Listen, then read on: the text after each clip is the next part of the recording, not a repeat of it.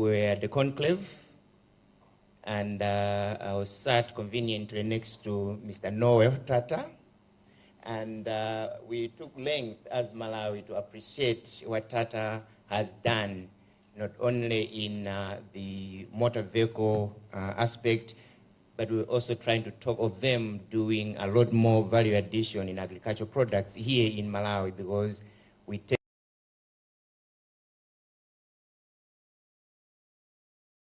Tata tea, Tata coffee, and it was strange for us Malawians because when known Tata as Tata Motors, we didn't know we can drink Tata tea, and all this speaks to the ingenuity of the Tata family business-wise, and we pay tribute and indeed condolences for losing such an icon in business. Allow me, Madam President, to also, like others have said before me, attest to the growing trade and investment relations between our two countries, as India is one of Malawi's major export destinations, where a number of commodities, including pigeon peas, soybean, Malawi mangoes, macadamia nuts, chilies, groundnuts, pulses are all exported to India. India is also a notable source of foreign direct investment for Malawi since time immemorial. And India has a very significant section of the Malawi industrial base in agriculture, trading textiles, tourism, in health, and ICT, just to mention a few. And Malawi is a beneficiary of a duty-free preferential trading scheme that India offers to LDCs, including Malawi. And of course, one area of interest worth highlighting is that some of our exports, such as mangoes and macadamia to India, still face some high tariffs. I think it's at 28%. It is low, generally, but we still want, through you, Madam President, 28% for us here in Malawi is still a little bit on the higher side, and at the gesture that you've given to LDCs, if it could also be extended a little bit further so that we continue lowering the tariffs, because we're growing quite a lot of good mangoes, and I would want the destination for all our mangoes to be India. I think right now is 90-something% of Malawi mangoes land in India.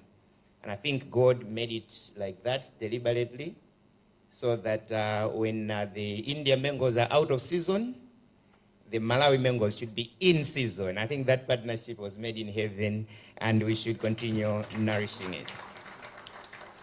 Allow me also, Madam President, to acknowledge that India gave us market access for pigeon peas, and an MOU was concluded on the same in 2020.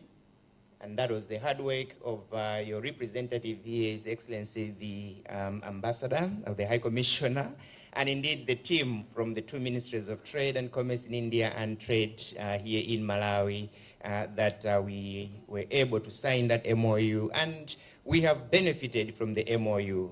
But Madam President, allow me, in the spirit of private sector, of being candid and open and direct, that we have faced some challenges, which I think officials from two nations are aware of. And as a country, would really want to see this solved as aggressively as possible and as urgently as possible, so that pigeon peas from Malawi is not blocked in our borders, but have safe passage to the destiny market as the MOU had intended in 2020. And we'll seek your support, Your Excellency, Madam President. Allow me to also say that as we export more agricultural products to India, one thing that has been highlighted over and over again is your production capacity. We would want you to produce more. India is a big market. We want you to improve on your productive capacity, which is true that sitting here, we still have some production capacity challenges.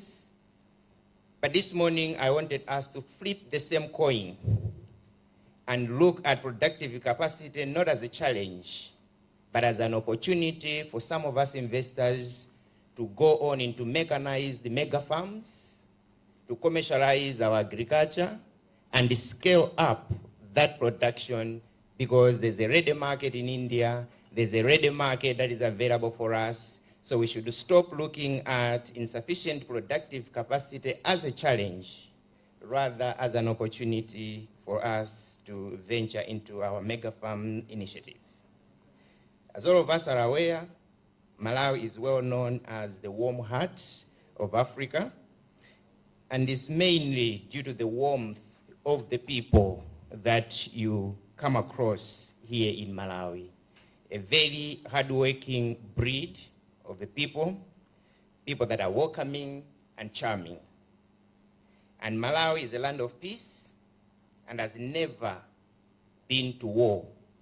One of the few African countries that has not been to war. Not that there are no differences in Malawi. There are differences. But we believe so much in the rule of law. We believe so much in contact and dialogue, and all these take precedence. Malawi is that country in Africa where courts can nullify an election result.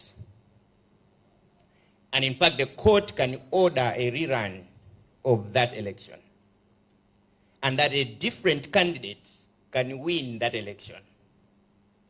And yet, business continues unabated.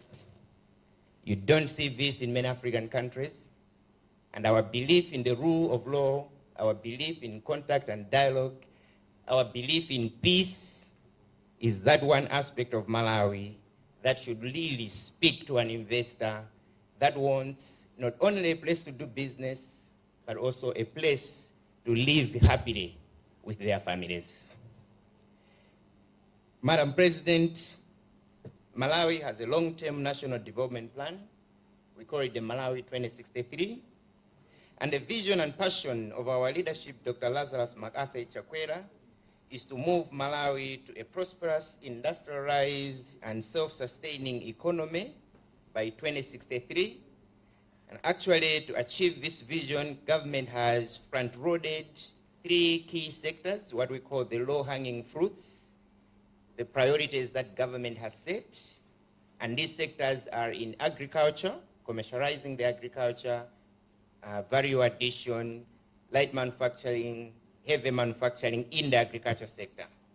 We've also paid attention to tourism, and I'm happy, Madam President, that you take your time to really visit one of the gems of this part of Africa, the Lake Malawi, the big body of fresh water.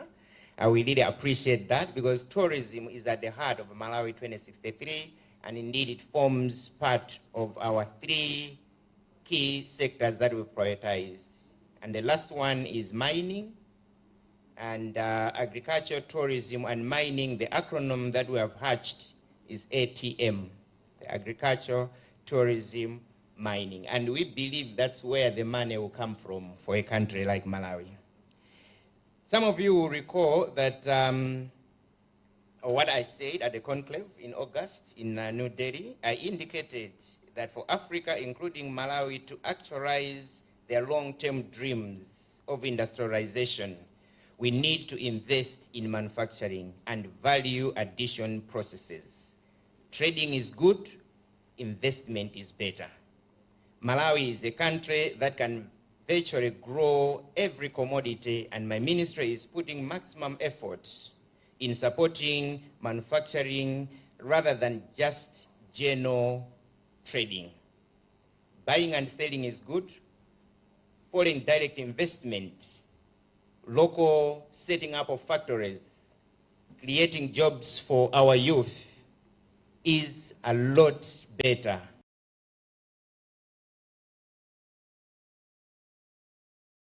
than just doing trading. In an effort of creating conducive regulatory environment to turn around our economy, the government is implementing some supporting flagship projects, which include in the industrial development, Malawi is developing the special economic zones or industrial parks.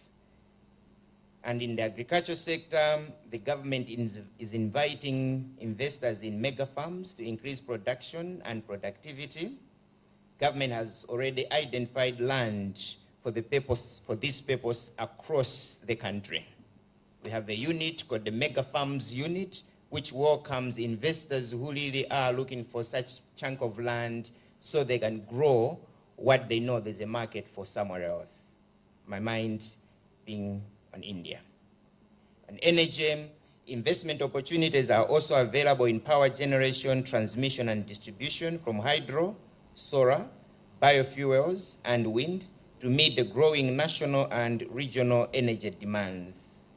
The energy sector in Malawi allows the participation of independent power producers, and this is the sector where Indian investors fit very well to add cleaner and more reliable electricity generation by 2030. And in mining, Malawi has known deposits of coal, niobium, limestone, heavy mineral sands, uranium, rare earth minerals, silica sands, and pink granite, amongst others. This is a virgin sector where great untapped opportunity still exists today.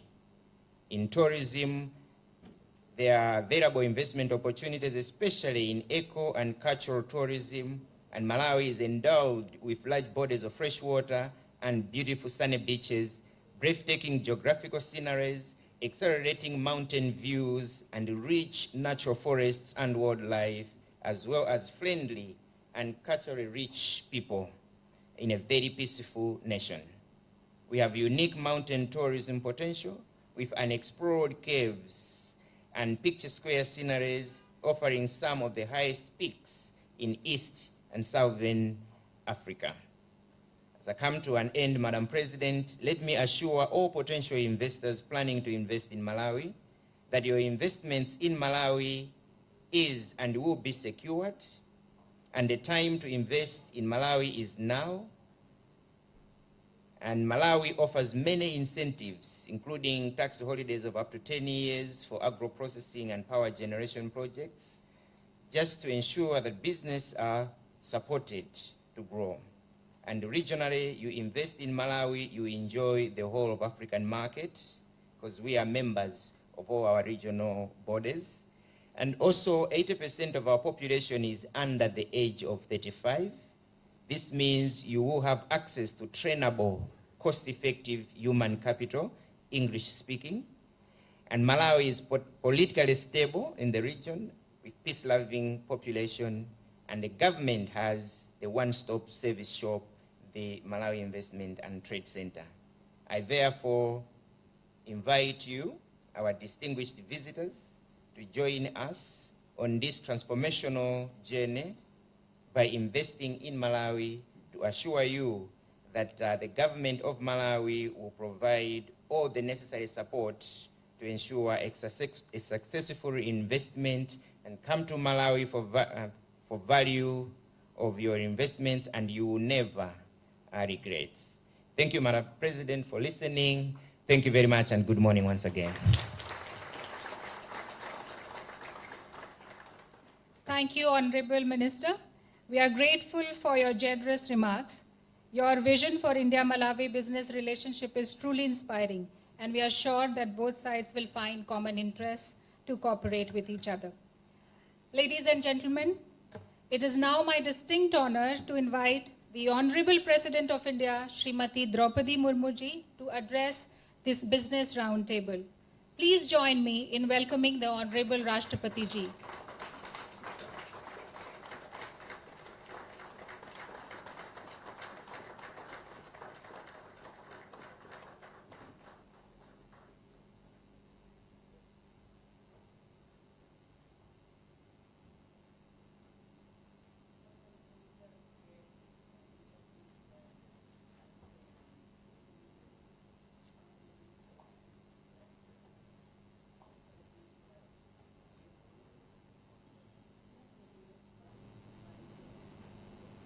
India, ladies and gentlemen, namaskar, good morning.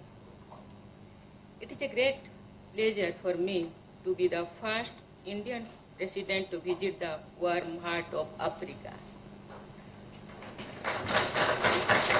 I am delighted to address the business community of India and Malawi. India and Malawi share cordial and friendly bilateral relations. India was one of the first countries to establish diplomatic relations with Malawi immediately after its independence in 1964. However, the people-to-people ties between the two countries span over 140 years. Coincidentally, this year also marks the 60th anniversary of the establishment of diplomatic relations between the two countries.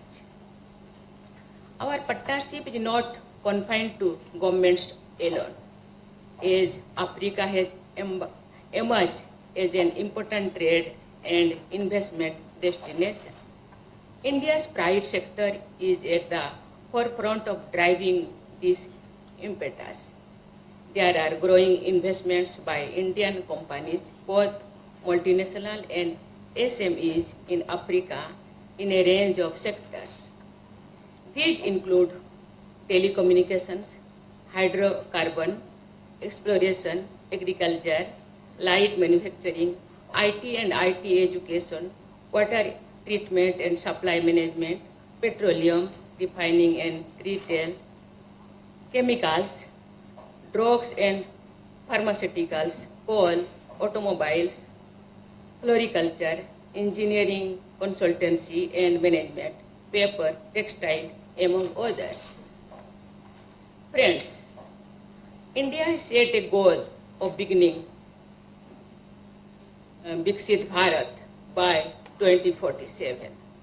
To achieve that goal, over the last few years, India has taken various steps, including a series of administrative reforms to improve the business sentiment as well as ease of doing business. These reforms and initiatives are aimed at transforming the business climate of the country and making a substantive change in the way we do business. From 2021 to 2024,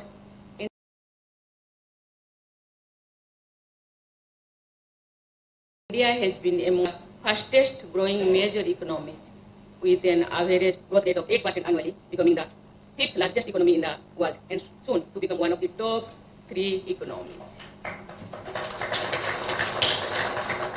The guiding principle of the government is reform to transform.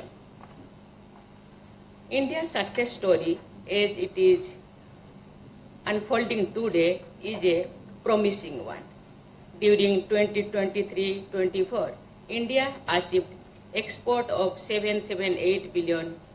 India today hosts the 3rd largest startup ecosystem globally. India has 111 unicorns with a valuation of more than $350 billion. On the infrastructure side, India has launched ambitious initiatives.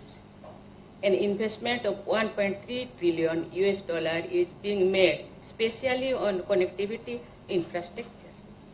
These initiatives also implement our other initiatives such as Skill India, Digital India, Startup India, Make in India, and Atmanirbhar Bharat. In the last decade, the number of broadband users in India has increased from 60 million to over 940 million. Similarly, around 7 lakh kilometers of optical fiber have been laid in the last 10 years. In the last 10 years, 250 million people in India have been lifted out of poverty. To provide a little perspective, this number is more than 10 times Malawi's population. Friends, the commercial relations between India and Malawi are historic. It is interesting to know that the Nyasaland Indian Traders Association, established in 1923, which later became the Indian Chamber of Commerce in 1936, had a large number of Indians as its members. The bilateral trade between India and Malawi has been growing despite COVID pandemic-induced downturn. India is currently the 4th largest trading partner of Malawi, and India is also one of the largest investors in Malawi with over 500 million US dollars worth of investments in various sectors. Friends, Malawi is a country rich in natural resources and fertile agricultural land. On the other hand, India has a large consumer base with increasing demand for energy, minerals, and food for its large population. Both our countries can come together to find synergy in many areas. There is an immense scope for enhancing our cooperation in the field of agriculture, mining, energy, tourism, etc., which you mentioned earlier. I congratulate all of you for recognizing this potential and putting your minds together to convene this meeting, and I wish you all success to today's deliberation. I am confident that today's interaction will prove to be a significant milestone in developing commercial relations between the two countries. Thank you. Thank you very much.